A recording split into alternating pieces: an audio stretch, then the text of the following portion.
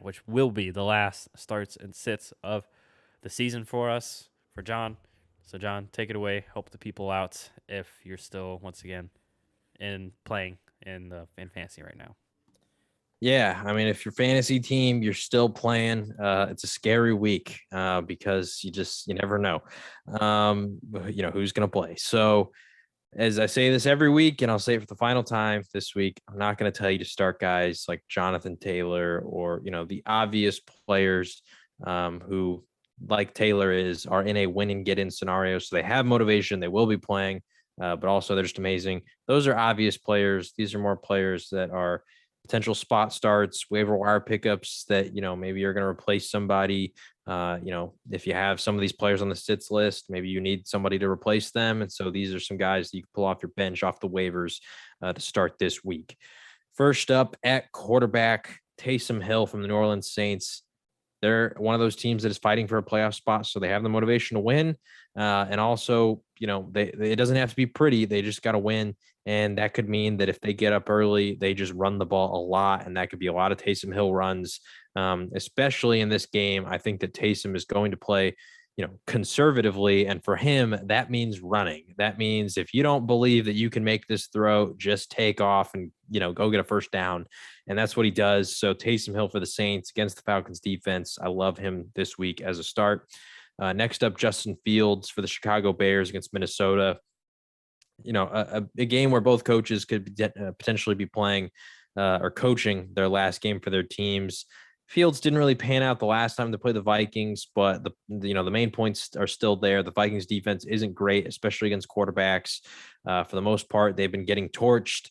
Obviously, they've been playing against better offenses than Chicago, but Justin Fields and his legs, I think he provides the upside. And in a week where, quarterback options could be limited, I like Justin Fields in this one as well.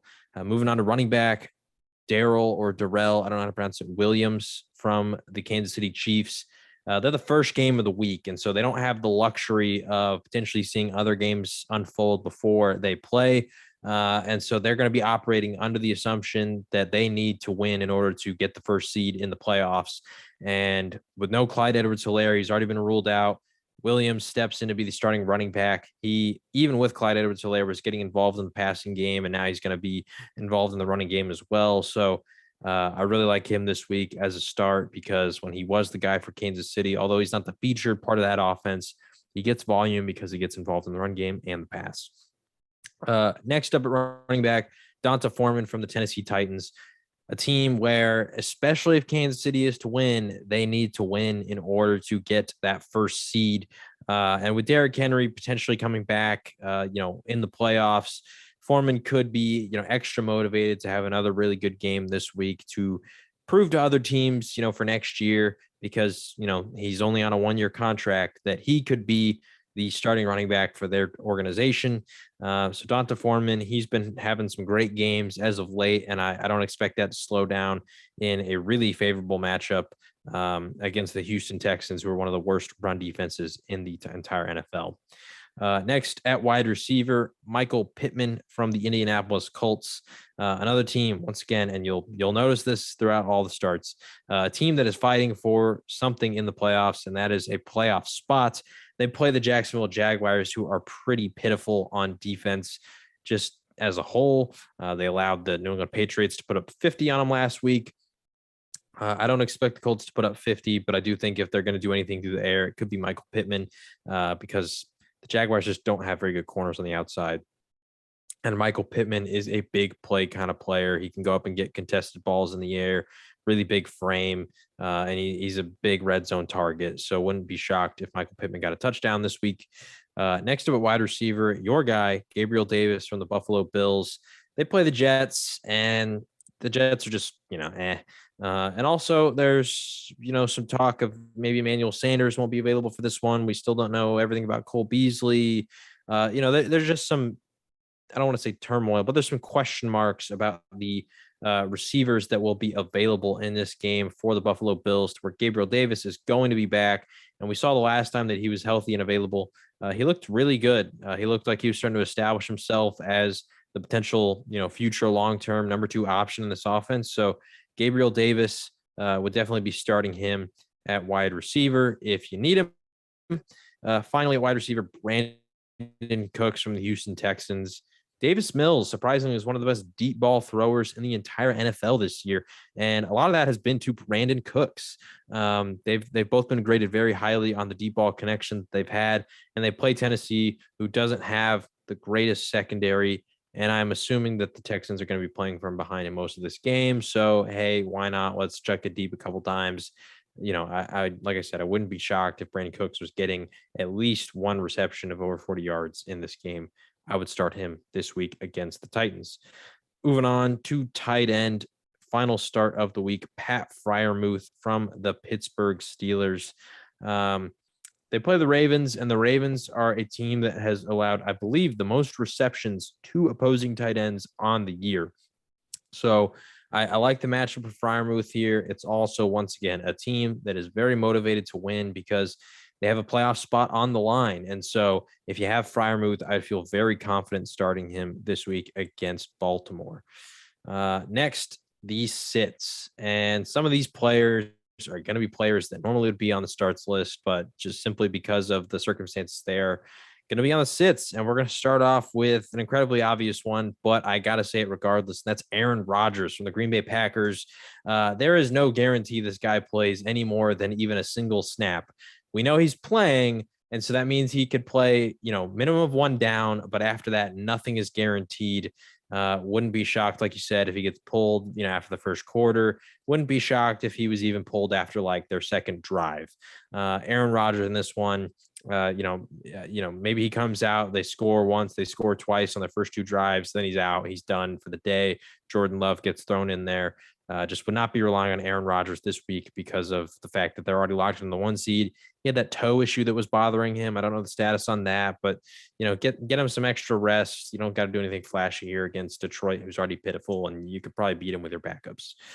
Next at quarterback, Tua Tagovailoa from the Miami Dolphins. They play the Patriots. Going to be a tough matchup, low scoring. It's Bill Belichick. He's a young quarterback.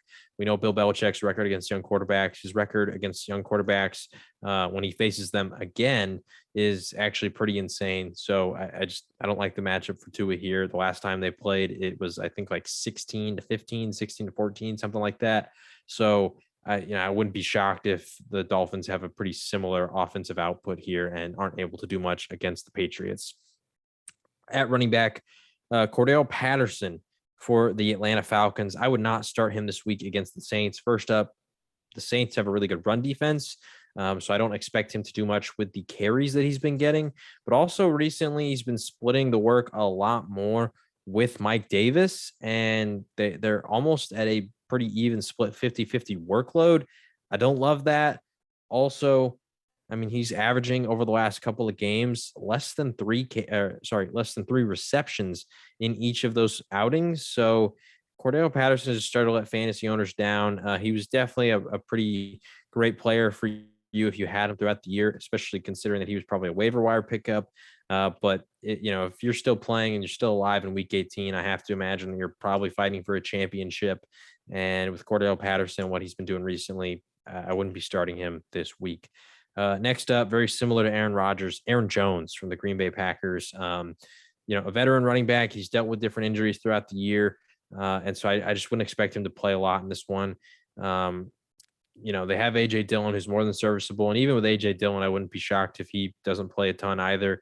But between, all the running backs that they have, Aaron Jones is the one that I would bet plays the least out of all the options, just because of, like I said, the injuries that he had came off of about a month ago. And then also, you want your starters, your main guys to be ready to go for the playoffs. Aaron Jones is one of those guys. So I wouldn't start him as well. At wide receiver, first up, Marquis Hollywood Brown from the Baltimore Ravens. He's been pretty disappointing for fantasy owners recently. Just hasn't been involved that much in the offense. And I think that's probably a direct correlation to the fact that Lamar Jackson is no longer playing. He and Lamar started to really establish a good connection, especially on deep balls. Tyler Huntley just doesn't really have that same connection. Most of Tyler Huntley's targets have been going to Mark Andrews, and Mark Andrews has just become a black hole of targets in this offense. So, in this crucial matchup, especially against Pittsburgh, where it could be pretty low scoring, I'm not betting on Marquise Brown to do a whole lot for you this week. Next to wide receiver, Brandon Ayuk from the San Francisco 49ers. He did have success the last time they played the Rams, but I'm not betting on it this time.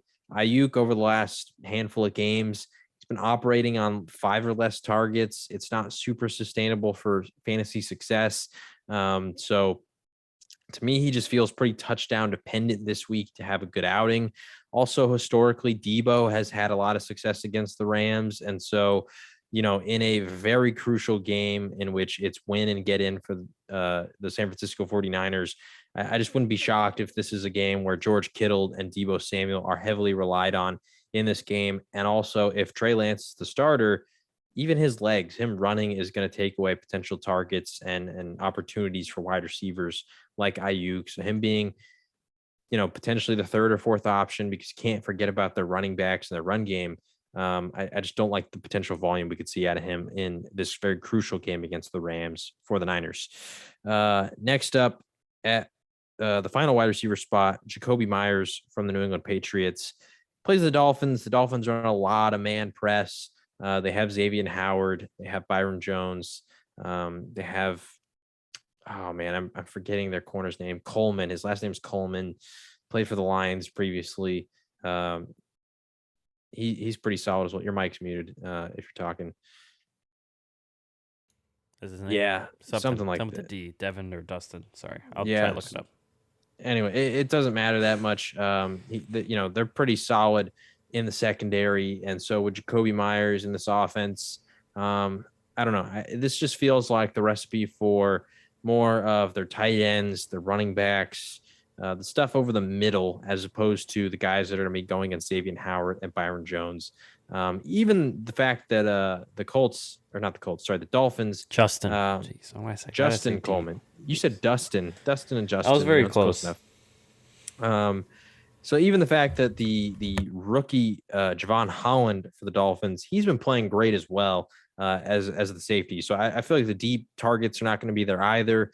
And so I don't really love the opportunities for Jacoby Myers this week. And once again, like I said about Tua, probably a pretty low scoring affair. And the final player of the week, tight end Tyler Higbee from the Rams.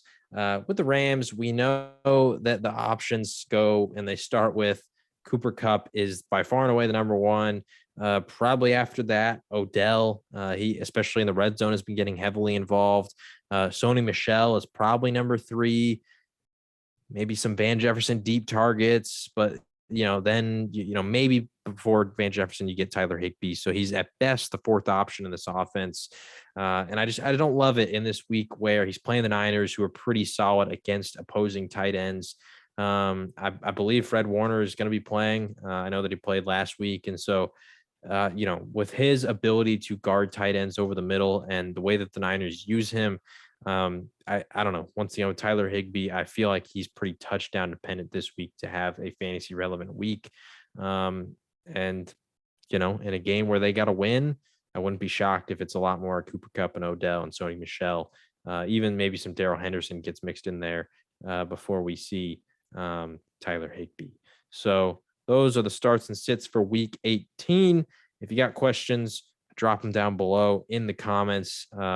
I hope for most of you, you've already won your fantasy championship and you're just watching for pure entertainment. But if you are still alive in your fantasy season, don't be afraid to ask questions, because this is a very crucial week, considering that a lot of players, like we talked about, the Packers, maybe even the Cowboys and Eagles, different teams have, the Bengals could be resting different players. And so it's almost like a minefield where you're just trying to figure out who to avoid, even though they're a big name. So drop that in the comments below, or feel free to follow us on our socials where we post these posts on there as well and answer a lot of questions. Yep. Like John mentioned, you can hit up our socials. Instagram is our main one, at Shut Up and Ball Pod above him. And then Twitter and TikTok is just at Shut Up and Ball. And obviously we have a YouTube. It's just Shut Up on Ball, and a Facebook page as well. But once again, thanks everyone for the support throughout the regular season. We'll still be going through the playoffs. No promises, but we'll talk. We will do NBA soon. We got to figure out when. And it doesn't help that, man, like half the time I don't know who the heck half these players are, because NBA is just getting killed All by these COVID. 10-day contracts and stuff. All these guys were like the hardship contracts, where one night they're playing for one team, and then they play against the team they were just on the next night. It's wild. Yeah. And we have anyways. Shout out Lance Stevenson though, dropping 30. Well, yeah. Anyways, that will be all for us in regards to football. Like I said, we'll be back next week, and we'll be talking playoffs next time. So enjoy your weekend. Like John mentioned, goes best of luck if you're still playing in a fantasy championship. But otherwise, enjoy your weekend. And I know I will. As a Packer fan, I don't know what I'll be doing. I mean, I'll be watching football. I don't know what I'm doing. So no stress. Enjoy your weekend, everybody.